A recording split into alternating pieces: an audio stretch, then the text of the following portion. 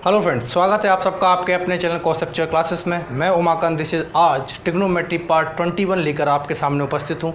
जैसा कि आप सब जानते हैं कि हम लोगों ने पिछले पार्ट में maximum and minimum value start किया था पढ़ना। तो वहां हम लोगों ने कुछ फंक्शंस को देखा था कि अगर इवन पावर है, ऑड पावर है, तो उस पर क्या इफेक्ट पड़ता है मैक्सिमम और मिनिमम वैल्यू पर।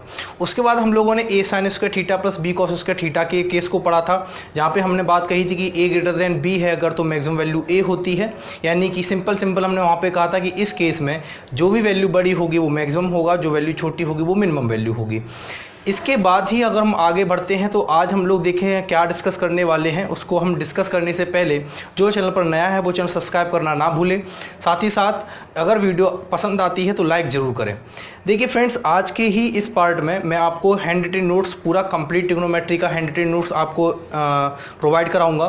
तो इसके वीडियो के लिंक में जब आप जाएंगे, वीडियो के डिस्क्रिप्शन में लिंक दिया होगा, वहाँ से आप अपने हैंड रिटन नोट्स को डाउनलोड कर सकते हैं। मैं जैसा कि मैंने आपको पहले भी बताया था और आज भी बता रहा हूँ कि अभी हम लोगों ने हाइट एंड डिस्टेंस नहीं पढ़ा है। हाइट एंड डिस्टेंस को हमने बिल्कुल अलग रखा है ट्रिग्नोमेट्री के सेशन से। इसलिए जो आपको हैंड रिटन नोट्स मिलेंगे वो पूरा प्रॉपर ट्रिग्नोमेट्री का ही हैंड रिटन नोट्स होगा। वहाँ उसमें हाइट एंड डिस्टेंस आपको नहीं दी गई है। हाइट एंड डिस्टेंस जब हम लोग पढ़ेंगे तो वहाँ पे हम लोग हाइट एंड डिस्टेंस के नोट्स को वहाँ पे हम डालेंगे। ठीक है, तो आप लोगों के लिए मैं बेहतर प्रयास कर रहा हूँ और जब आप नोट्स पढ़ेंगे तो आप देखेंगे कि सारी चीज़ें आपको वहाँ पे अवेलेबल होंगी, जो कुछ भी हम लोगों ने यहाँ पे डिस्कस किया है। साथ ही साथ वहाँ पे प्रैक्टिस क्वेश्चन भी आपको मिलेंगे करने को, देखने को। ठीक है, तो हम लोग आगे बढ़ते हैं और आज देखते हैं कि आज हम लोग इस वीडियो में क्या नया सीखने वाले हैं, क्या है मैक्सिमम और मिनिमम वैल्यू में आगे का टॉपिक, वो हम लोग देखते हैं। देखिए फ्रेंड्स, आज हम लोग जो चर्चा करेंगे केस होता है आपका। सबसे पहले आप देखिए, जैसे कि मैं बात कहूँ कि साइन की power n theta into cos की पावर एन थीटा, ये एक केस होता है और इस पर एक क्वेश्चन भी बना है। साइन की पावर 4 थीटा इंटू कॉस की पावर 4 थीटा, ये क्वेश्चन बना है एग्जाम में कि भाई इसका मैक्सिमम और मिनिमम वैल्यू आप फाइंड आउट कीजिए। तो देखिए फ्रेंड्स, ये स्पेशल केस होता है। इस स्पेशल केस पे ही क्वेश्चन बना है, जो मैंने आपको बता दिया है कि साइन की पावर 4 थीटा इंटू कॉस की पावर 4 थीटा की मैक्सिमम और मिनिमम वैल्यू फाइंड आउट करने के लिए एग्जाम में आया था क्वेश्चन। लेकिन ये एक स्पेशल केस है क्या, इसको हम लोग समझते हैं। देखिए फ्रेंड्स, अगर हम लोग इस केस की बात करना चाहें तो सबसे पहले मैं आपको ये बताना चाहता हूँ कि आप सभी ने पढ़ा होगा कि साइन टू थीटा का फॉर्मूला क्या होता है। साइन टू थीटा का फॉर्मूला फ्रेंड्स आप सभी को मालूम होता है, बहुत ही सिंपल फॉर्मूला होता है, 2 sine theta into cos theta. तो मैं करना क्या चाह रहा हूँ, इसको साइन टू थीटा के फॉर्मूले को बनाना चाह रहा हूँ। तो कैसे बनाऊंगा कि यहाँ पे पावर n है, यहाँ पे भी पावर n है, तो मैं अपनी तरफ से 2 की पावर n का गुना करूंगा और 2 की पावर n का डिवीज़न दूंगा। यानी कि 2 की पावर n का ही गुना कर रहा हूं और 2 की पावर n का ही मैं क्या कर रहा हूं, भाग दे रहा हूं। ऐसे केस में देखिए, बचा हुआ जो लिखा हुआ था हमारा वो था साइन की power n theta into cos की पावर n थीटा।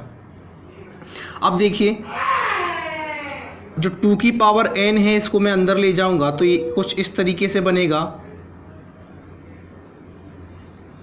अब आप यहाँ पे बताइए, अगर मैं यहाँ इसको लिखना चाहूँ तो इसको मैं किस तरीके से लिख सकता हूँ। इसको मैं अगर लिखना चाहूँ फ्रेंड्स तो इसको मैं इस तरीके से लिख सकता हूँ कि हो जाएगा 2 sine theta into cos theta की होल पावर n। ठीक है ना फ्रेंड्स, इसको मैं इस तरीके से लिख सकता हूँ। अब आप देखिए ज़रा कि 1 की पावर 1/2 की पावर n हुआ और ये अपने आप में क्या हो जाएगा, साइन 2 थीटा। साइन 2 थीटा इसकी पावर क्या है, n है। तो देखिए फ्रेंड्स, मैंने इस रूप को, इस फॉर्म को इस फॉर्मेशन में बदला है, सिर्फ और सिर्फ क्या करके 2 की पावर n का गुना किया है और 2 की पावर n का डिवीजन किया है। अब यहाँ से आपको समझ में आएगा कि कैसे मैक्सिमम और मिनिमम वैल्यू को हमें निकालना है, यानी क्या केस निकल के आ रहा है, वो केस अब हम लोग यहाँ पे देखेंगे। ठीक है फ्रेंड्स, तो यहाँ तक हम लोगों ने जो समझा है वो कुछ केवल समझा है कि किस तरीके से हमें इसे साइन टू थीटा में बदलें। ठीक है ना, साइन टू थीटा में बदलने के लिए हमने 2 की पावर n का गुना और 2 की पावर n का भाग दिया है। 2 की पावर n को जब मैं यहाँ अंदर ले जाऊंगा तो ये 2 साइन थीटा कॉस थीटा की होल पावर n बन जाएगा, जिस कारण ये साइन टू थीटा का फॉर्मूला बनेगा, पावर है n। तो ये कुछ इस तरीके से निकल के आएगी 1/2 की power n sign to theta की होल पावर n। यहाँ तक आपको चीज़ समझ में आ गई है। इसके आगे क्या होगा वो मैं अभी बताता हूं, लेकिन पहले आप बताइए कि आपको यहां तक चीज़ें समझ में आ गई हैं। मुझे नहीं लगता आपको यहां तक समझने में कोई समस्या हुई होगी, क्योंकि एक ही स्टेप हम लोगों ने इसमें किया है, 2 की पावर n का गुना और 2 की पावर n का भाग। 2 की पावर n का गुना करने से यहाँ साइन टू थीटा का फॉर्मूला बन जाएगा, और साइन टू थीटा का फॉर्मूला बनते ही हम इसको यहाँ पे इस फॉर्मेशन में लिख लेंगे। इतनी बात क्लियर है फ्रेंड्स? तो देखिए फ्रेंड्स, यहाँ से जो कॉन्सेप्ट निकल के आया है, हम लोग उस कॉन्सेप्ट को देख लेते हैं कि मैंने यहाँ पे जो चर्चा की थी, आपसे कहा था कि साइन की power n theta into cos की पावर एन थीटा को हम इस फॉर्मेशन में लिख सकते हैं। ये फॉर्मेशन कैसे बना ये मैंने अभी डिस्कस किया है। तो अब यहाँ से देख लीजिए, यहाँ से दो कंडीशन निकल के आती है कि पावर एन इवन है या ऑड है। बात समझ में आ रही है? पावर एन यानी एन का मान इवन यानी सम होगा या ऑड यानी कि विषम होगा। ठीक है, तो अगर इवन होगा यानी कि अगर एन सम होगा, उस कंडीशन में मैक्सिमम वैल्यू आपकी 1/2 की पावर एन रहेगी और मिनिमम वैल्यू कितनी हो जाएगी? 0। और अगर एन ऑड पावर होता है तो मैक्सिमम वैल्यू आपकी 1/2 की पावर एन होगी और मिनिमम वैल्यू -1/2 की पावर एन होगी। यहां जब आप देखोगे तो आप एक चीज देख सकते हो कि मैक्सिमम वैल्यू पर कोई इफेक्ट नहीं पड़ रहा है। मैक्सिमम वैल्यू दोनों ही केस में सेम है, यानी कि आप यहां पे ये भी कह सकते हो कि पावर एन यानी एन का मान इवन और ऑड होने पर सिर्फ और सिर्फ क्या बदलेगा? इस केस में मिनिमम वैल्यू चेंज होगी। मैक्सिमम वैल्यू क्या रहेगी? मैक्सिमम वैल्यू हमेशा 1/2 की पावर एन ही रहेगी। अगर एन इवन है तो मिनिमम वैल्यू 0 हो जाएगी, और अगर एन ऑड है तो मिनिमम वैल्यू -1/2 की पावर एन हो जाएगी। इतनी बात अगर आपको समझ में आ गई तो आप देख लीजिए कि इस कॉन्सेप्ट पर बनने वाले क्वेश्चंस आपके लिए बिल्कुल ही आसान, बेहद ही सिंपल हो जाएंगे और इनको आप बहुत ही आसानी से एग्जाम में ऑप्शन से ही कर ले जाएंगे। कंडीशन बस यही है कि आपको ये कंडीशंस पता हो, ये कॉन्सेप्ट पता हो कि ये चीज़ क्या है। ठीक है फ्रेंड्स, तो आप देख लीजिए, मैंने पहले ही आपको बता दिया कि साइन की power n theta into cos की पावर एन थीटा को इस फॉर्मेशन में कैसे लिखा गया है। ठीक है, अब जब इस फॉर्मेशन में लिख गया है तो यहाँ पे देखिए एन इवन भी हो सकता है और एन ऑड भी हो सकता है, लेकिन एन का मान इवन और ऑड होने पर सिर्फ और सिर्फ मिनिमम वैल्यू चेंज होती है, मैक्सिमम वैल्यू आपकी वही रहती है 1/2 की पावर एन। आप देख सकते हो 1/2 की पावर एन मैक्सिमम वैल्यू रहती है। अगर एन इवन है तो मिनिमम वैल्यू 0 हो जाएगी, और अगर एन ऑड है तो मिनिमम वैल्यू -1/2 की पावर एन हो जाएगी।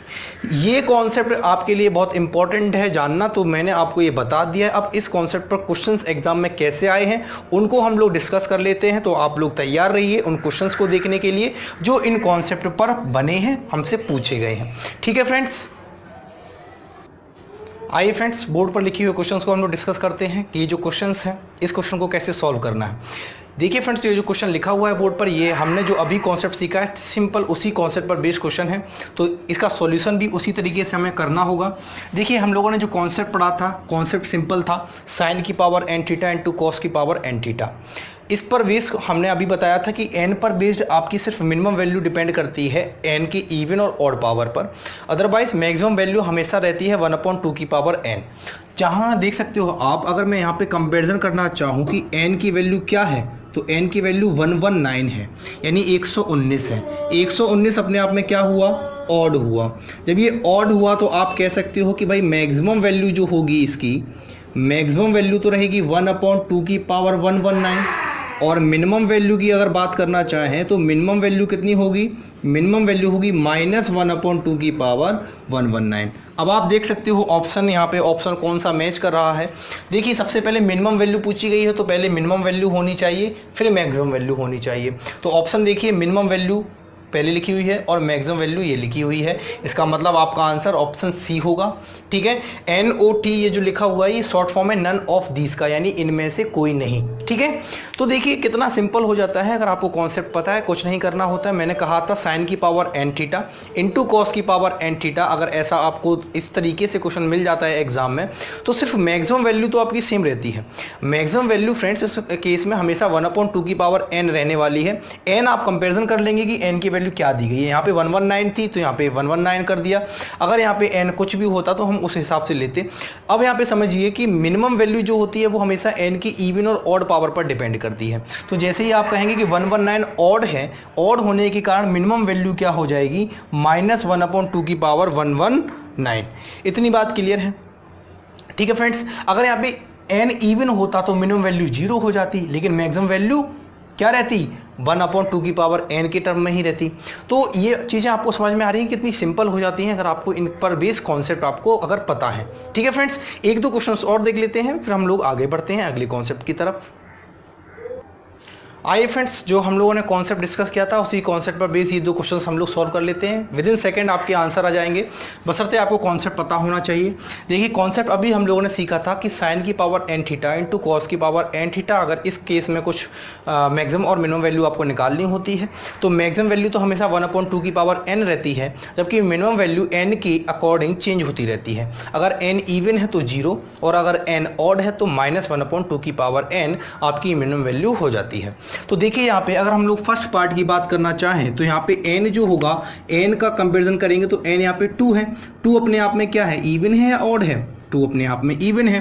जब 2 इवन है तो मैक्सिमम वैल्यू पर तो कोई इफेक्ट नहीं पड़ेगा। मैक्सिमम वैल्यू चाहे n इवन हो या ऑड हो हमेशा 1/2 की पावर n रहती है। तो 1/2 की पावर n का मतलब हुआ 1/2 का स्क्वायर यानी 1/4, क्योंकि यहाँ पे n क्या है, 2 है। मिनिमम वैल्यू की बात करना चाहें, मिनिमम वैल्यू यहाँ पे क्या हो जाएगी, 0 हो जाएगी। क्यों? क्योंकि यहाँ पे n क्या है, इवन है। ठीक उसी प्रकार से जब हम इसको सॉल्व करना चाहेंगे तो यहाँ पे n कितना है, 3 है। तो चूंकि यहाँ पे n 3 है यानी ये ऑड पावर है। जब ये ऑड पावर है तो मैक्सिमम वैल्यू तो वही रहेगी। मैक्सिमम वैल्यू क्या रहेगी फ्रेंड्स, 1/2 की पावर n, और n कितना है, 3 है, यानी मैक्सिमम वैल्यू तो 1/8 रहेगी। और मिनिमम वैल्यू की बात करें तो मिनिमम वैल्यू हो जाएगी -1/2 की पावर n, और n की वैल्यू 3 थी, इसका मतलब -1/8। तो आप देख सकते हो कि विद इन सेकेंड आपके आंसर आएंगे। आप ऑप्शन से सीधे टिक कर सकते हैं, यहाँ मैंने ऑप्शन नहीं दिए थे, ठीक है, तो आप ऑप्शन से सीधे टिक कर सकते हैं। लेकिन ये तभी पॉसिबल है जब आपको इनके पीछे का कॉन्सेप्ट पता है कि n इवन और ऑड पर मिनिमम वैल्यू क्या होती है, मैक्सिमम वैल्यू क्या रहती है, ये आपको पता होना चाहिए, तभी आप इन तरीके के क्वेश्चंस को आप सॉल्व कर सकते हैं। ठीक है फ्रेंड्स, तो ये हो गया एक कॉन्सेप्ट जिस कॉन्सेप्ट पर हम लोगों ने क्वेश्चंस भी देखे जो एग्जाम में बने हैं। अब हम लोग अगले कॉन्सेप्ट की तरफ पढ़ते हैं कि अगला कॉन्सेप्ट क्या है मैक्सिमम और मिनिमम वैल्यू को फाइंड आउट करने के लिए। ठीक है फ्रेंड्स, आइए फ्रेंड्स हम लोग अगले कॉन्सेप्ट पर चर्चा कर लेते हैं जो मैक्सिमम और मिनिमम वैल्यू में हमसे पूछा जाता है। ठीक है, देखिए फ्रेंड्स अगला कॉन्सेप्ट क्या है कि अगर आपको कहीं भी इस तरीके से क्वेश्चंस मिल जाता है कि साइन की power 2n theta plus cos की पावर 2m थीटा, m और n, इसका मतलब ही आप समझ सकते हो कि ये पावर अलग अलग हो सकती हैं। ठीक है ना, पावर सेम भी हो सकती है, पावर अलग अलग भी हो सकती हैं, यानी n और m के मान इक्वल भी हो सकते हैं और n और m के मान अलग अलग भी हो सकते हैं। लेकिन चूंकि यहाँ पे देख सकते हो n और m के साथ में 2 का मल्टीप्लिकेशन है, तो आप हमेशा ये माइंड में रख सकते हैं कि यहाँ पे जो भी पावर होगी वो इवन पावर होगी। क्यों? क्योंकि 2 का मल्टीपल होगी। ठीक है, इतनी तो ये पहचान दे देता है कि आप यहाँ से देख के ये पहचान सकते हैं कि यहाँ पे इवन पावर होगी या ऑड पावर होगी, तो पावर इवन होने वाली है, साइन बीच में प्लस का होगा। ठीक है, अब यहाँ पे देख लीजिए आप मैक्सिमम वैल्यू, ऐसे केस अगर जब भी आपको दिखता है तो इसके केस में मैक्सिमम वैल्यू हमेशा +1 रहती है और मिनिमम वैल्यू क्या होती है, मिनिमम वैल्यू आप जब थीटा की वैल्यू यहाँ पे 45 रख देंगे, मिनिमम वैल्यू थीटा की वैल्यू 45 रखने पर आपको मिनिमम वैल्यू यहाँ पे फाइंड आउट हो जाएगी। बात समझ में आ रही है बच्चों? मैंने क्या बोला है, मैंने सिर्फ इतना बोला है कि साइन की power 2n theta plus cos की पावर 2m थीटा, इस तरीके का कोई अगर केस आपको मिलता है जहां आपको मैक्सिमम और मिनिमम वैल्यू निकालनी है, तो आप वहां पे क्या देखेंगे कि वहां पे मैक्सिमम वैल्यू आपकी +1 होगी और मिनिमम वैल्यू जो आएगी निकल के वो थीटा की वैल्यू 45 आप रख देंगे, आपको मिनिमम वैल्यू वहां पे फाइंड आउट हो जाएगी। अब इस पर बनने वाले क्वेश्चंस हम लोग देख लेते हैं कि इस पर बनने वाले क्वेश्चंस एग्जाम में किस तरीके से बनते हैं और किस तरीके से एग्जाम में आ सकते हैं, तो हम लोग उनको डिस्कस कर लेते हैं। मुझे नहीं लगता आपको इस कॉन्सेप्ट को समझने में कोई समस्या रही होगी। मैंने सिंपल बोला है, यहाँ पे सिंपल सी चीज है कि जो पावर होंगी साइन और कॉस की वो इवन पावर होंगी, यानी कि 2 का मल्टीपल होंगी, साथ ही साथ बीच में प्लस होगा। क्लियर है बात? वहां अभी जो कॉन्सेप्ट पढ़ा था उसमें इनटू था, लेकिन यहाँ पे बीच में प्लस है। ठीक है, अब यहाँ पे देख लीजिए मैक्सिमम वैल्यू +1 होती है और मिनिमम वैल्यू थीटा की वैल्यू 45 रख देने पर आपको मिनिमम वैल्यू मिल जाती है। अब इन पर बनने वाले क्वेश्चन हम लोग डिस्कस कर लेते हैं कि इन पर एग्जाम में किस तरीके के क्वेश्चन बने हैं। तो देखिए फ्रेंड्स, बोर्ड पर हमने इसके कितने क्वेश्चन लिखे हुए हैं, 4 क्वेश्चन लिखे हुए हैं, ठीक है, क्योंकि बिल्कुल बेसिक चीज़ें हैं, सिंपल सी चीज़ें हैं। और देखिए ये आप देख सकते हो जो थर्ड पार्ट है आपका, ये जो थर्ड क्वेश्चन है ये आपका CGL 2015 में पूछा हुआ क्वेश्चन है, ठीक है, कि साइन की पावर 4 थीटा प्लस कॉस की पावर 4 थीटा की मैक्सिमम और मिनिमम वैल्यू आपको फाइंड आउट करनी थी, ठीक है। हो सकता है आपसे सिर्फ मैक्सिमम पूछे या हो सकता है आपसे सिर्फ मिनिमम पूछे, ऐसा कोई दिक्कत नहीं है अगर मैक्सिमम मिनिमम एक पूछता है या दोनों पूछता है, लेकिन आपको मेन चीज़ यही है कि आपको इसके पीछे का कॉन्सेप्ट पता होना चाहिए। अगर आपको इन सवाल के पीछे का कॉन्सेप्ट पता है तो आप कुछ भी पूछे, चाहे मैक्सिमम पूछे, चाहे मिनिमम पूछे और चाहे दोनों पूछे, आप आसानी से इनकी वैल्यूज़ को फाइंड आउट कर सकते हैं। आइए फ्रेंड्स हम लोग 1-2 क्वेश्चन देख लेते हैं इनमें से, या कहो तो मैं पूरे 4 करा सकता हूं, लेकिन मैं आपकी प्रैक्टिस के लिए इसमें से 1-2 पार्ट छोड़ दूंगा, क्योंकि बेसिक चीज़ें हैं, आप समझ जाएंगे। जैसे ही 1-2 पार्ट करेंगे आप समझ जाएंगे कि यहाँ पे क्या होने वाला है, ठीक है। तो देखिए अगर मैं पहले पार्ट की बात करना चाहूँ, पहला पार्ट इसमें क्या कह रहा है आपसे कि साइन की पावर 6 थीटा प्लस कॉस की पावर 6 थीटा है। साइन की पावर 6 थीटा प्लस कॉस की पावर 6 थीटा है, और आपको यहाँ क्या बताना है, आपको यहाँ बताना है कि मिनिमम और मैक्सिमम वैल्यू क्या होगी। तो सबसे पहले आप बताइए कि अभी हम लोगों ने कॉन्सेप्ट सीखा था कि साइन की power 2n theta plus cos की पावर 2m थीटा, ठीक है। अगर ऐसा कहीं भी आपको दिखता है तो वहाँ पे मैक्सिमम वैल्यू +1 होती है और मिनिमम वैल्यू 45 रख देने पर, थीटा की वैल्यू 45 रखने पर मिनिमम वैल्यू हमें फाइंड आउट हो जाती है। तो देखेंगे, सबसे पहले चेक करेंगे क्या ये उसी फॉर्मेशन में लिखा हुआ है या नहीं। तो आप देखते तो 6 भी 2 का मल्टीपल है और ये 6 भी 2 का मल्टीपल होगा। यहाँ पे n और m के मान इक्वल हैं, लेकिन उससे कोई दिक्कत की बात नहीं है, क्योंकि ऐसा तो कहीं कहा नहीं गया है केस में कि n और m के मान इक्वल नहीं हो सकते हैं। मैंने आपको बताया था कि n और m के मान अलग अलग भी हो सकते हैं और इक्वल भी हो सकते हैं, बशर्ते कंडीशन यही है कि चूंकि 2 का मल्टीपल आ रहा है, इसलिए यहाँ पे हमेशा पावर जो होंगी वो इवन होंगी। तो देख सकते हो साइन और कॉस की पावर इवन है और n और m आपस में इक्वल है। तो आप कहेंगे कि मैक्सिमम वैल्यू तो हमें कुछ नहीं देखना है, मैक्सिमम वैल्यू तो हम कहेंगे सीधा कितनी होने वाली है, मैक्सिमम वैल्यू होने वाली है +1। मिनिमम वैल्यू की बात करते हैं तो थोड़ा सा कैलकुलेशन करनी पड़ेगी। क्या करना पड़ेगा कि थीटा इक्वल टू 45 रखना पड़ेगा बस।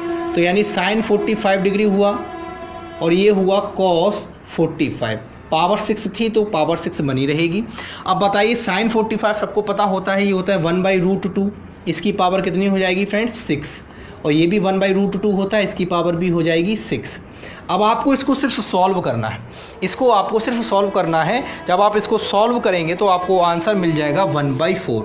ये आपका होमवर्क है, आपको सॉल्व करना है कि 1/√2 की पावर 6 और 1/√2 पावर 6 को ऐड करने पर क्या मिलता है, ठीक है। तो यहाँ पे मिनिमम वैल्यू तो आ गई है 1/4 और मैक्सिमम वैल्यू आ गई है +1। इतनी बात क्लियर है। अब आप देख लीजिए, मैं ये CGL 2015 का जो क्वेश्चन पूछा गया इसको डिस्कस कर देता हूँ। बाकी ये 2 पार्ट जो है वो आप कर सकते हो, समझ गए हो कि करना कैसे है, समझ में आ रही है ना। मेन चीज़ ये है कि आपको इनके पीछे का कॉन्सेप्ट पता होना चाहिए। अगर आपको कॉन्सेप्ट आता है तो सवाल किसी भी तरीके से पूछे आप उसको आसानी से कर सकते हो। देखिए अगर मैं यहाँ पे साइन की पावर 4 थीटा प्लस कॉस की पावर 4 थीटा की बात करना चाहूँ तो साइन की पावर 4 थीटा प्लस कॉस की पावर 4 थीटा, यहाँ पे भी आप कह सकते हो कि n और m इक्वल होंगे, और इवन पावर होने के कारण हम कह सकते हैं कि साइन की power 2n theta plus cos की पावर 2m थीटा की फॉर्मेशन में लिखा हुआ है। तो जब ये साइन की power 2n theta plus cos की पावर 2m थीटा के फॉर्मेशन में लिखा हुआ है, तो यहाँ पे मैक्सिमम वैल्यू तो आपको सीधी पता है, मैक्सिमम वैल्यू तो कुछ देखना ही नहीं है, कितनी होगी, मैक्सिमम वैल्यू होगी फ्रेंड्स +1। मिनिमम वैल्यू की जब हम चर्चा करेंगे तो यहाँ पे भी आपको मिनिमम वैल्यू के लिए क्या करना होगा, मिनिमम वैल्यू के लिए आपको यहाँ पे थीटा की वैल्यू कितनी रखनी होगी 45।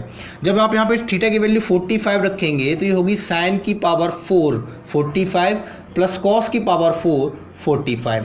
साइन 45 1/√2 होता है, इसकी पावर 4 हो जाएगी, और कॉस 45 भी 1/√2 होता है, इसकी पावर भी कितनी हो जाएगी 4 हो जाएगी। अब आपको ये भी कैलकुलेट करना है, तो आप बताइए इसको कैलकुलेट करना क्या कोई कठिन काम है? नहीं, कोई कठिन काम नहीं है। और जब आप इसको कैलकुलेट करेंगे फ्रेंड्स, तो कैलकुलेट करने के बाद जो आएगा निकल के, वो निकल के आएगा 1/2, ठीक है। यानी कि मिनिमम वैल्यू तो आपकी 1/2 आ गई और मैक्सिमम वैल्यू कितनी थी +1। ये थर्ड पार्ट हम लोगों ने डिस्कस कर लिया, जो कि CGL 2015 में हमसे पूछा गया है। तो आप देख सकते हो किसी भी एग्जाम में क्वेश्चन बने, किसी भी एग्जाम में क्वेश्चन बने, कोई दिक्कत नहीं है, चाहे एग्जाम बड़ा हो चाहे एग्जाम छोटा हो, बशर्ते वो बनता कॉन्सेप्ट पर है। अगर आपको कॉन्सेप्ट मालूम है तो कोई भी एग्जाम की तैयारी आप कर रहे हो, वो कॉन्सेप्ट पर बेस ही क्वेश्चन बनते हैं, ठीक है। तो कॉन्सेप्ट अगर आपको पता था तो देख लीजिए आपको क्वेश्चन करना कितना आसान हो गया है कि आपको पता है यहाँ पे मैक्सिमम वैल्यू तो +1 है। मान के चलो एग्जाम में सिर्फ मैक्सिमम वैल्यू आपसे अगर पूछता तो आपके लिए कितना आसान था, आप सीधा कहते हो ऑप्शन में +1 देख लो, ठीक है। लेकिन इस तरीके के एग्जाम में आपसे मैक्सिमम वैल्यू नहीं पूछेगा इस कॉन्सेप्ट पे। इस कॉन्सेप्ट में हमेशा आपसे मिनिमम वैल्यू पूछेगा। क्यों? क्योंकि वहां पे थोड़ी सी कैलकुलेशन है, वहां पे थोड़ी सी कैलकुलेशन है कि आप थीटा की 45 वैल्यू रखेंगे, फिर पावर के अकॉर्डिंग से सॉल्व करेंगे, तब आप बता पाएंगे कि यहाँ पे क्या आंसर होने वाला है, ठीक है। मैक्सिमम वैल्यू इस केस में नहीं पूछेगा, बहुत ही कम होगा। अगर पूछता भी है तो मतलब ये मान के चलिए कि बिल्कुल फिर तो वो सवाल के नाम पर एक मजाक होगा, क्योंकि मैक्सिमम वैल्यू तो आपको पता है कि इस केस में हमेशा +1 रहनी है। इस केस में हमेशा मैक्सिमम वैल्यू +1 रहनी है। मिनिमम वैल्यू के लिए आपको थीटा की वैल्यू 45 रखनी होती है, कैलकुलेट करना होता है, जो भी वैल्यू आती है वो हमारी मिनिमम वैल्यू बन जाती है। आप बताइए कि आपको इस कॉन्सेप्ट में कोई समस्या क्या भविष्य में आने वाली है? नहीं, कोई समस्या नहीं आएगी। अगर आपको कॉन्सेप्ट पता है तो आप सिंपली इन क्वेश्चंस को कर ले जाएंगे, इनको करने में कोई समस्या आपको नहीं होगी। हम लोग आगे बढ़ते हैं, अगला कॉन्सेप्ट देखते हैं कि अगला कॉन्सेप्ट इस मैक्सिमम और मिनिमम पे क्या बनता है। जो एग्जाम में हमसे क्वेश्चन पूछते हैं, एग्जाम में क्वेश्चन बनते हैं, तो उनको हम लोग डिस्कस करते हैं। अगले कॉन्सेप्ट की तरफ हम लोग बढ़ते हैं। आइए फ्रेंड्स, हम लोग अगले कॉन्सेप्ट की तरफ चलते हैं, डिस्कस करते हैं कि ये कॉन्सेप्ट क्या है और यहाँ पे कैसे मैक्सिमम और मिनिमम वैल्यू को आपको फाइंड आउट करना होता है। देखिए, इस कॉन्सेप्ट पर क्वेश्चंस बने हैं एग्जाम में, काफ़ी बार एग्जाम में इस कॉन्सेप्ट पर क्वेश्चन बने हैं, तो ये आपके लिए जानना बहुत आवश्यक है। एक बात मैं आपको बता दूँ कि पिछले सेशन से लेकर इस सेशन में जितने भी कॉन्सेप्ट हम लोगों ने मैक्सिमम और मिनिमम वैल्यू के लिए पढ़े हैं, वो सभी परीक्षा की दृष्टि से आपके लिए इंपॉर्टेंट हो जाते हैं। आप ये नहीं कह सकते हो कि ये कम इंपॉर्टेंट है या ये ज़्यादा इंपॉर्टेंट है। एग्जाम में एग्जामिनर किसी भी एक कॉन्सेप्ट को उठाकर आपसे क्वेश्चन पूछ सकता है, लेकिन जब भी एग्जाम में क्वेश्चन मैक्सिमम और मिनिमम को लेके बनेगा तो जितना मैंने कॉन्सेप्ट आपको पढ़ा दिया है, जितना मैंने आपको यहाँ पे दे दूंगा, 2 वीडियो या 3 वीडियो, जो भी वीडियो बनेगी, जितना भी मैं यहाँ पे मैक्सिमम और मिनिमम के वैल्यू के लिए जितने भी कॉन्सेप्ट आपको डिस्कस कराऊंगा वो सफिशिएंट होंगे आपके लिए, ठीक है। इससे ज़्यादा, इससे अधिक कहीं भी कॉन्सेप्ट नहीं जाने वाले हैं। जो बनेगा इन्हीं से बनेगा, इनसे बाहर कुछ नहीं जाने वाला है, ठीक है फ्रेंड्स। तो इसके लिए आप लोग बेफिक्र रहें कि कहीं इससे आगे के कोई वैल्यू ना पूछी जाए, नहीं, जो भी पूछा जाएगा इन्हीं से पूछा जाएगा, इन्हीं कॉन्सेप्ट से क्वेश्चन बनेगा। तो सभी कॉन्सेप्ट पढ़ना आपके लिए अनिवार्य है, जानना बहुत ही ज़रूरी है आप सभी के लिए, ठीक है फ्रेंड्स। आइए फ्रेंड्स, कॉन्सेप्ट को देख लेते हैं। कॉन्सेप्ट हमसे क्या कहता है? कॉन्सेप्ट कहता है कि a sin theta plus b cos theta अगर कहीं भी आपको दिखता है, आपको a sin theta plus b cos theta कहीं भी दिखता है, अब आप कंफ्यूज मत होना। वहाँ जो मैंने पहला कॉन्सेप्ट पढ़ा था वो a sin square theta plus b cos square theta था। यहाँ पे आप देख सकते हो a sin theta plus b cos theta के फॉर्मेशन में अगर कोई क्वेश्चन आपको दिया गया है और आपको वहाँ से कहा गया कि मैक्सिमम और मिनिमम वैल्यू आप फाइंड आउट कीजिए, तो मैक्सिमम वैल्यू आपकी सीधी सीधी होती है अंडर रूट के अंदर a square plus b square. यानी जो भी क्वेश्चन आपको इस फॉर्मेशन में दिया होगा आप वहाँ पे a और b की वैल्यू निकाल लीजिए, यानी कि सीधा कंपेरिजन करके देख सकते हो कि a की वैल्यू क्या है क्वेश्चन में और b की वैल्यू क्या है। सीधा सीधा a की वैल्यू b की वैल्यू जब आपको पता होगी तो मैक्सिमम वैल्यू के लिए आपको अंडर रूट के अंदर a square plus b square करना है। मिनिमम वैल्यू पूछे तो ही वैल्यू माइनस के साथ आप लिख दीजिए, ठीक है ना। देख सकते हो आप, maximum value under root a square plus b square है और minimum value minus under root a square plus b square है। अब इन पर क्वेश्चंस एग्जाम में किस तरीके से बने हैं हम लोग उनको डिस्कस कर लेते हैं कि एग्जाम में इस पर किस तरीके के क्वेश्चंस बनते रहे हैं। आइए फ्रेंड्स, हम लोगों ने जो कॉन्सेप्ट अभी डिस्कस किया था उसी कॉन्सेप्ट पर हम लोग क्वेश्चन देख लेते हैं कि एग्जाम में किस तरीके से क्वेश्चन बने हैं। देखिए, ये जो क्वेश्चन पहला पार्ट मैंने लिखाया है ये एग्जाम में बना है। CGL 2015 में ये क्वेश्चन पूछा गया था, लेकिन सिर्फ और सिर्फ वहाँ पे आपसे जो वैल्यू पूछी गई थी वो मैक्सिमम वैल्यू पूछी गई थी। मैंने यहाँ पे मैक्सिमम और मिनिमम वैल्यू दोनों निकालने के लिए आपसे कहा है। तो आइए देख लेते हैं कि हम लोग इसी फर्स्ट पार्ट को सॉल्व कर लेते हैं कि इसकी मैक्सिमम और मिनिमम वैल्यू क्या आएगी। आपको भी पता है जो मैक्सिमम वैल्यू आएगी, मिनिमम वैल्यू बस उसके साथ माइनस में लिख दोगे तो वो मिनिमम वैल्यू हो जाती है। इसलिए एग्जाम में अगर इस कॉन्सेप्ट पर क्वेश्चन बनेगा तो मैक्सिमम वैल्यू निकालने के लिए बनेगा और अगर मिनिमम वैल्यू निकालने के लिए बनेगा। दोनों वैल्यू एक साथ नहीं पूछेगा, क्योंकि आपको भी पता है कि दोनों वैल्यू अगर आपसे पूछता भी है तो आपको सिर्फ कैलकुलेशन एक बार ही करनी है। जो कैलकुलेशन आपको मैक्सिमम के लिए करनी है वही वैल्यू कैलकुलेशन आपको मिनिमम के लिए करनी है, बशर्ते कंडीशन सिर्फ यही है कि मैक्सिमम में वो वैल्यू प्लस होती है और मिनिमम में वो वैल्यू माइनस की होती है। आइए हम लोग फर्स्ट पार्ट को ही डिस्कस कर लेते हैं, क्योंकि ये एग्जाम में बना है। तो एग्जाम की अगर हम लोग बात करें तो जो क्वेश्चन आया था वो था कि 2 sin theta plus 3 cos theta. अब आपको भी पता है कि ये किस फॉर्मेशन में लिखा हुआ है, ये लिखा हुआ a sin theta plus b cos theta की फॉर्मेशन में। तो यहाँ पे a जो होगा वो 2 है और b जो है वो क्या है 3 है। तो अब आप बताइए मैक्सिमम वैल्यू अगर आपको निकालनी हो, जो कि क्वेश्चन में पूछा गया था, तो मैक्सिमम वैल्यू आपकी क्या होगी, अंडर रूट के अंदर a स्क्वायर का मतलब क्या हुआ 2 का स्क्वायर, प्लस b स्क्वायर का मतलब क्या हुआ 3 का स्क्वायर। तो आप देखिए 2 का स्क्वायर कितना हुआ 4 और 3 का स्क्वायर कितना हुआ 9। 4 और 9 को ऐड करोगे तो कितना होगा 13 यानी कि 13। तो अंडर रूट के अंदर 13 मिला है, ये तो हुआ मैक्सिमम वैल्यू। रूट 13 हुई आपकी मैक्सिमम वैल्यू। और अगर आप मैं ही यहाँ से पूछूं कि मिनिमम वैल्यू क्या होगी, तो कुछ नहीं करना है, मिनिमम वैल्यू माइनस के साथ लिख देनी है, यानी कि माइनस रूट 13 आपकी मिनिमम वैल्यू हो जाएगी और रूट 13 आपकी मैक्सिमम वैल्यू हो जाएगी। तो आप बताइए कि आप शेष बचे हुए इन दो क्वेश्चंस को क्या आप खुद सॉल्व नहीं कर सकते हो? बिल्कुल सॉल्व कर सकते हो। अगर मैं यहाँ पे बात करूँ तो 9 + 16 अंडर रूट के अंदर 9 + 16 यानी कि 25, यानी कि रूट 25 और रूट 25 से बाहर निकल गया 5, यानी इसकी मैक्सिमम वैल्यू 5 होगी, मिनिमम वैल्यू -5 होगी। ठीक उसी प्रकार से आप इसको भी सॉल्व कर सकते हो। 144 और 25 जोड़ोगे तो 169 होता है और 169 से बाहर आता है 13 यानी कि 13, तो 13 वैल्यू होगी मैक्सिमम और -13 होगी मिनिमम। बिल्कुल आसान है, बस आपको इनके पीछे का कॉन्सेप्ट पता होना चाहिए। इसीलिए मैंने आपसे कहा था कि मैक्सिमम और मिनिमम बहुत ही आसान होता है, बस आपको इनके पीछे के कॉन्सेप्ट को देखते चलना है कि ये किस कॉन्सेप्ट पर क्वेश्चंस बनते हैं एग्जाम में। ठीक है, तो अगर आपको कॉन्सेप्ट पता है तो बहुत ही क्विकली इनके आंसर निकाल सकते हो। जैसे कि मैंने आपको बता दिया है, सिर्फ ए और बी का कंपेरिजन करके जैसे ही आपको ए और बी वैल्यू मिल गई, वैसे ही आपको अंडर रूट a² + b² लगाना है और आपको कैलकुलेशन करके मैक्सिमम और मिनिमम वैल्यू फाइंड आउट हो जाती है। चलिए हम लोग देखते हैं, आगे बढ़ते हैं। एक क्वेश्चन, एक बहुत अच्छा क्वेश्चन है, इसी पर बेस, इसी कॉन्सेप्ट पर बेस वो हम लोग डिस्कस कर लेते हैं, फिर हम लोग आगे बढ़ते हैं। ठीक है फ्रेंड्स, आइए फ्रेंड्स हम लोग बोर्ड पर लिखे हुए इस क्वेश्चन को सॉल्व करते हैं। ये क्वेश्चंस हैं सेम उसी पैटर्न पर, लेकिन कुछ नए फॉर्मेशन में आपको दिया गया है। बस जैसे ही मैं 2 स्टेप आपके इसके सामने करूंगा, आप समझ जाओगे कि ये क्वेश्चंस क्या बना हुआ है। देखिए, अगर मैं यहाँ पे बात करूँ, ये आपको दिया गया 81 की पावर साइन थीटा है और 27 की पावर कॉस थीटा है। अब 81 यानी 81 की अगर मैं बात करूँ और 27 की बात करूँ, तो 81 और 27 दोनों एक कंडीशन पर बेस्ड हैं, क्या कि 3 की पावर 4 होती है 81 और 3 की पावर 3 होती है 27। ये आप सभी को पता है, तो आपको बस यही कॉन्सेप्ट आपको यहाँ पे लगाना है कि 81 की बात करें तो ये 3 की पावर 4 होता है और इसकी होल पावर क्या है साइन थीटा, इनटू ये हो जाएगा 3 की पावर 3 और इसकी होल पावर क्या है कॉस थीटा। अब आपको अलजेब्रा में बिल्कुल ही अच्छी तरीके से पता है, बहुत बेसिक प्रॉपर्टी होती है कि a की पावर m और इसकी पावर अगर n हो तो आप कहते हो कि पावरों का आपस में मल्टीप्लिकेशन हो जाता है, यानी a की पावर mn हो जाती है। ये बिल्कुल बेसिक प्रॉपर्टी है अलजेब्रा की। वो जब यहाँ पे आप लगाओगे तो ये हो जाएगा 3 की पावर 4 साइन थीटा, इनटू ये हो जाएगा 3 की पावर 3 कॉस थीटा।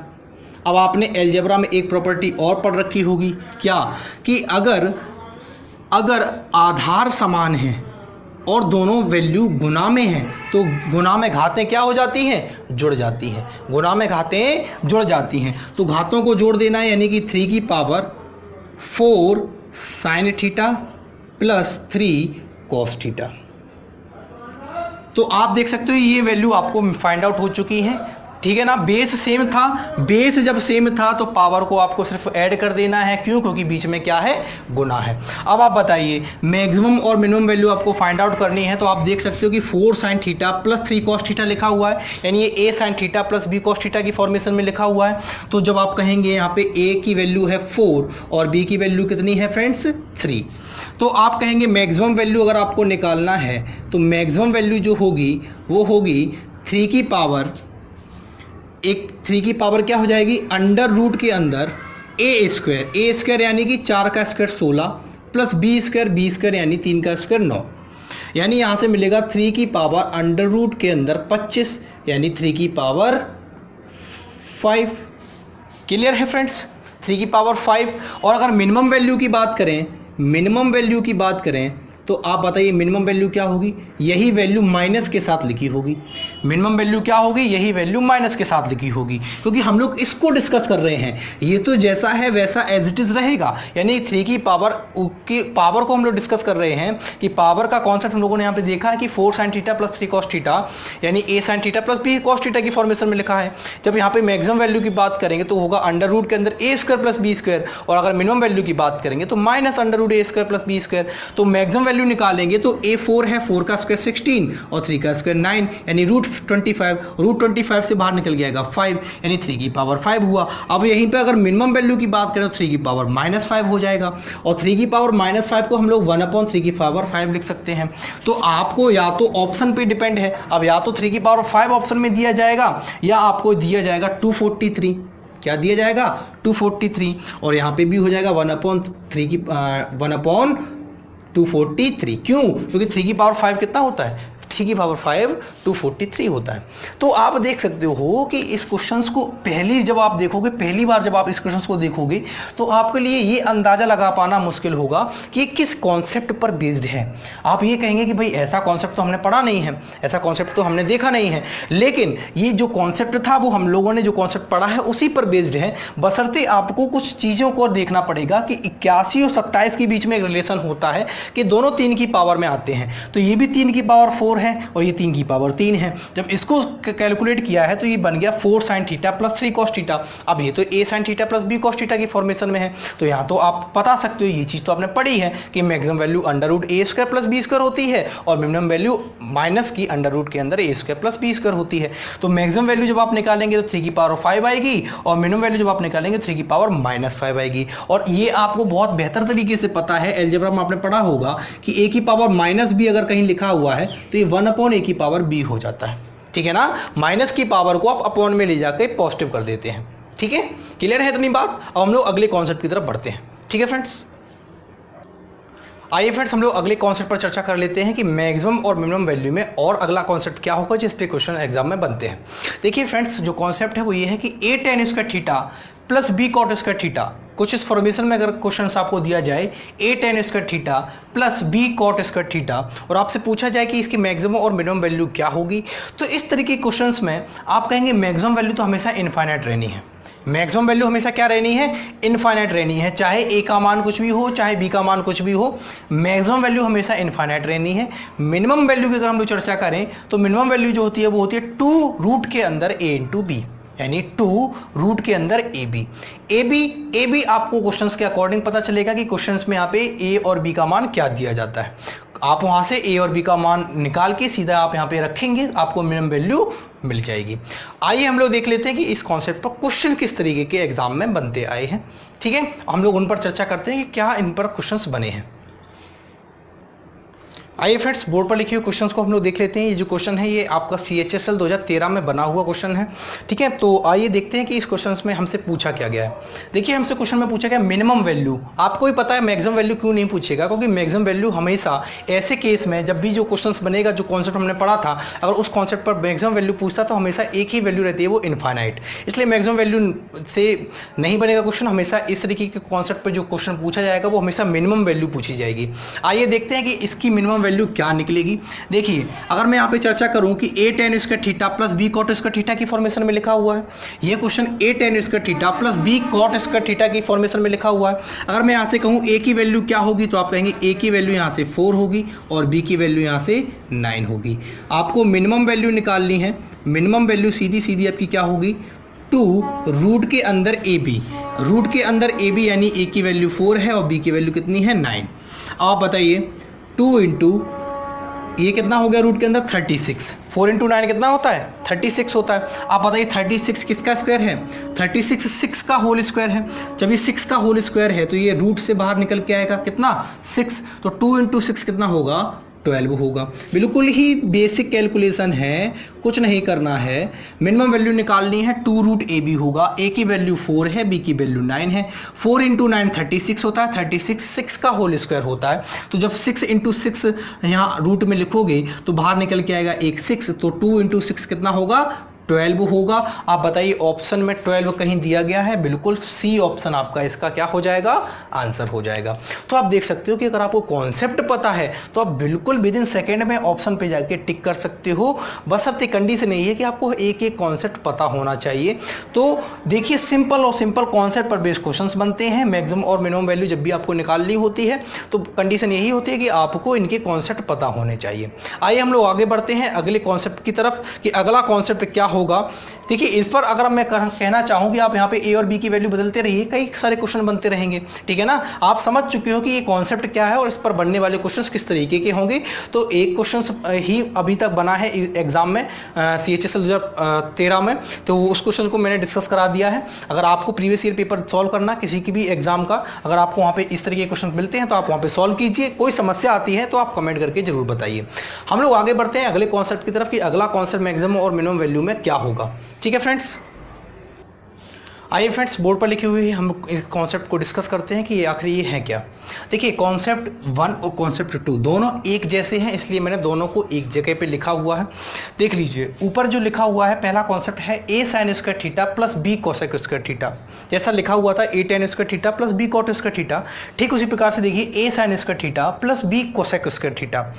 यहाँ पे आपको देखना है कि अगर a b से बड़ा है, अगर a b से बड़ा है तो मिनिमम वैल्यू क्या होती है 2√ab, और अगर a b से छोटा है, a b से छोटा है तो मिनिमम वैल्यू क्या होती है a plus B.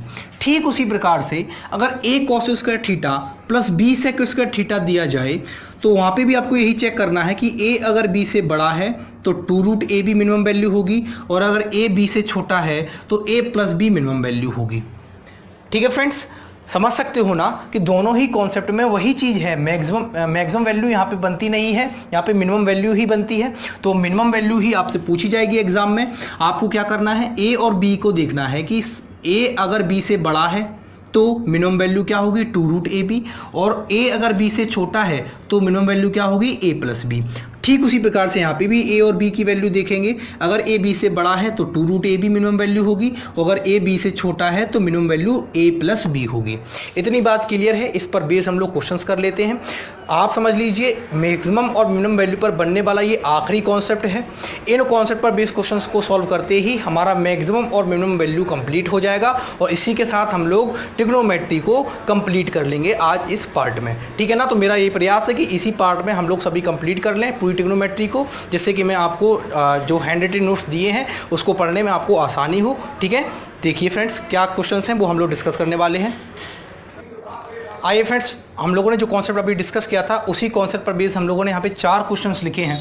In 4 questions में मैं 2 क्वेश्चंस डिस्कस कराऊंगा। एक क्वेश्चंस में इस पार्ट का जो कि हम लोगों ने a sin square theta plus b cos square theta के लिए पढ़ा था, और एक मैं cos square theta sec square theta को करा दूंगा।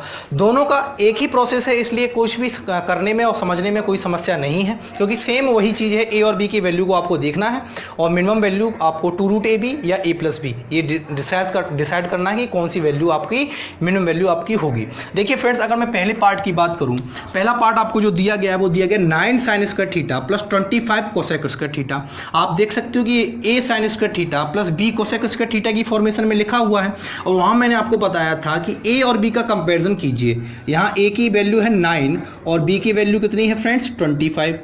a की वैल्यू 9 है और b की वैल्यू कितनी है 25 है। आप बताइए a बड़ा, बताइए फ्रेंड्स ये जो क्वेश्चंस लिखा हुआ है बोर्ड पे 9 sin square theta plus 25 cosec square theta, ये अभी जो हम लोगों ने कॉन्सेप्ट पढ़ा था उसी कॉन्सेप्ट पर है कि नहीं है। आप देख सकते हो कि ये a sin square theta plus b cosec square theta की फॉर्मेशन में लिखा हुआ है, तो a की वैल्यू 9 है, b की वैल्यू 25 है। अब आप यहाँ पे बताइए कि कौन बड़ा है, a बड़ा है या b बड़ा है। आप कहेंगे b बड़ा है। जब b बड़ा है तो मिनिमम वैल्यू क्या होगी a प्लस बी होगी। मिनिमम वैल्यू क्या होगी a प्लस बी होगी। यही कॉन्सेप्ट तो हमने बताया था अभी। जब minimum value a plus b होगी तो a की वैल्यू है 9 और b की वैल्यू कितनी है 25। 25 और 9 को आप ऐड कीजिए, कितना होगा 34 होगा। कितना होगा 34। तो आपका आंसर आएगा कि भाई मिनिमम वैल्यू यहाँ पे आपकी कितनी आने वाली है 34 आने वाली है। फर्स्ट पार्ट आपका यही आंसर हो जाएगा। अगर मैं यहाँ पे सेकेंड पार्ट की चर्चा करना चाहूँ तो आप भी यहाँ पे समझ सकते हो। सेकेंड पार्ट में a की वैल्यू 25 है, ये तो फर्स्ट पार्ट था। सेकेंड पार्ट की चर्चा करना चाहूँ तो ए की वैल्यू कितनी है 25, बी की वैल्यू कितनी है 9। तो आप बताइए 25 बड़ा है या 9 बड़ा है? आप कहेंगे 25 बड़ा है। तो इस केस में ए बड़ा है तो मिनिमम वैल्यू क्या होगी? मिनिमम वैल्यू होगी 2 अंडर रूट के अंदर ए बी यानी 25 इंटू 9। अब वहाँ पे बताइए 25 से क्या बाहर निकल के आएगा? रूट से 5, और 9 से क्या बाहर निकलेगा? 3, यानी अंदर जो बनेगा वो 2 to 5 यानी 15 का स्क्वायर बनेगा। अब यहाँ पे देखिए क्या होगा, 2 5 जा 10 और ये 10 3 जा 30, तो यहाँ से मिनिमम वैल्यू कितनी निकल के आएगी? 30 निकल के आएगी। इतनी बात क्लियर है। थर्ड पार्ट की हम लोग चर्चा कर लेते हैं। थर्ड पार्ट में देखिए ये A cos square theta plus B sec square theta लिखा हुआ है कि नहीं लिखा हुआ है? ये किस फॉर्मेशन में लिखा हुआ है? A sec square theta, A cos square theta plus B sec square theta. तो आप यहाँ से कहेंगे कि ए की वैल्यू है 25 और बी की वैल्यू है 4, तो कौन बड़ा है? ए बड़ा है या बी बड़ा है? आप कहेंगे ए बड़ा है। जब ए बड़ा है तो मिनिमम वैल्यू क्या होगी? तो मिनिमम वैल्यू यहाँ से होगी 2 अंडर रूट के अंदर ए बी। ए की वैल्यू है 25, बी की वैल्यू है 4। 25 और 4 का मल्टीप्लिकेशन कितना होता है फ्रेंड? 100 होता है। 100 से बाहर क्या निकल के आएगा? 10, तो कितना हो जाएगा? 20। यहाँ मिनिमम वैल्यू क्या हो जाएगी? 20 हो जाएगी। ठीक उसी प्रकार से अगर हम लोग पार्ट 4 की चर्चा करना चाहें तो पार्ट 4 क्या होगा कि यहाँ पे a की वैल्यू 4 है, b की वैल्यू 25 है। तो यहाँ पे a बड़ा है या b बड़ा है? आप कहेंगे b बड़ा है। जब b बड़ा है तो मिनिमम वैल्यू क्या होगी?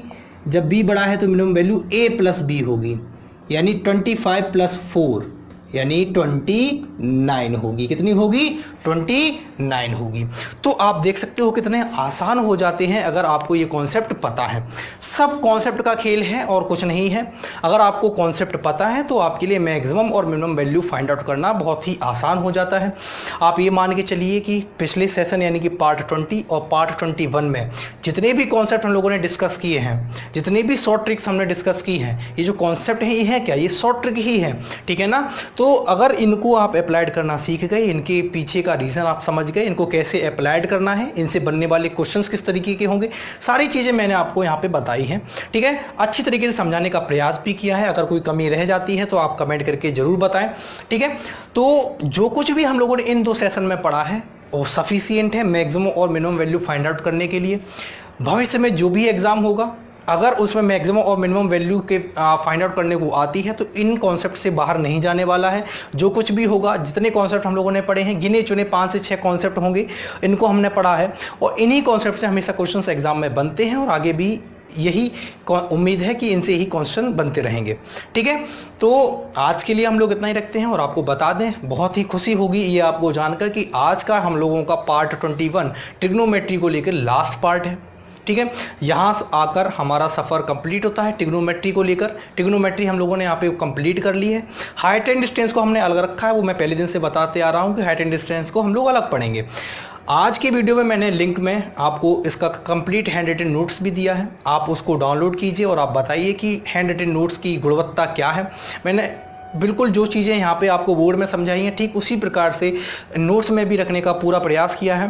तो आप नोट्स को पढ़िए, फिर जो वीडियो बनाई है उनको पढ़िए, कोई समस्या रहती है तो आप कमेंट करिए, ठीक है? वीडियो को 1 से 2 बार देखिए। अगर कुछ चीज़ें नहीं समझ में आती हैं तो आप 1 से 2 बार देखिए, फिर भी नहीं समझ में आती हैं तो आप कमेंट करिए, ठीक है? और वीडियो को पूरा देखेंगे तो आपको हर एक चीज़ समझ में आएगी, ठीक है? हर एक कॉन्सेप्ट समझ में आएगा और ऐसा कोई कॉन्सेप्ट नहीं है जिसको आप छोड़ देंगे, क्योंकि आप ये नहीं कह सकते हो कि ये एग्जाम में नहीं बनेगा।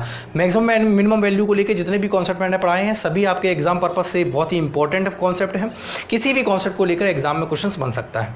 तो आज के लिए हम लोग इतना ही रखते हैं, मिलते हैं अगले सेशन में एक नए कॉन्सेप्ट के साथ, ठीक है ना? क्योंकि अब ट्रिग्नोमेट्री हमारी कंप्लीट हो चुकी है, ठीक है? तो अब हम लोग नया कॉन्सेप्ट स्टार्ट करेंगे, नया टॉपिक स्टार्ट करेंगे, तो वहाँ हम लोग समझेंगे नई नई चीज़ों को। आज के लिए हम लोग इतना ही रखते हैं, ठीक है? और कमेंट करके बताइए कि आपको ये वीडियोस कैसी लगती हैं। अगर अच्छी लगती हैं तो लाइक ज़रूर करें, चैनल पर नए हैं तो सब्सक्राइब करना ना भूलें। आज के लिए इतना ही रखते हैं। जय हिंद दोस्तों।